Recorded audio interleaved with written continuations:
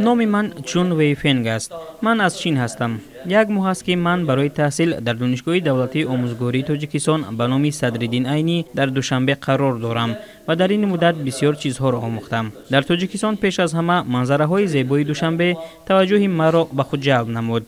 منظره های طبیعی در اینجا تراوت بخشند و طرحبندی شهر تازه و آزاده است که با آدمان حسی آرامی و هماهنگی می‌دهد. در چنین محیط من خود را خیلی براحت و آرام حس می‌کنم. با کسانی که من واخوردم، نوبسته از آن که آنها معلمان دانشگاه بودند یا ساکنان محلی، همه مهمان نواز و برای کمک آماده بودند. دوستی و شوق و رغبت آنها به من کمک کرد که زود به این کشوری عجیب عاشق شوم و خود را مثل در خانه خویش حس کنم. معلمان دانشگاه دانشمندند. اصولهای تعلیمی آنها موافقند و می توانند توجه محصلین را به آموزش هوسمند کنند.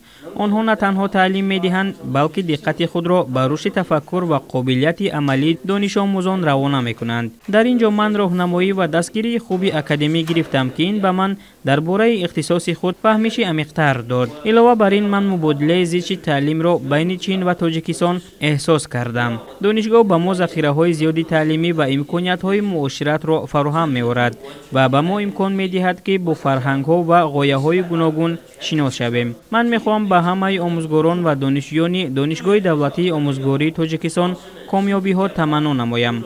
همزمان امیدوارم که تبادل تحصیلات میان چین و تاجیکستان تا رفت نزدیکتر شده به دوستی و رشد دو کشور سهم بیشتر می‌گذارد.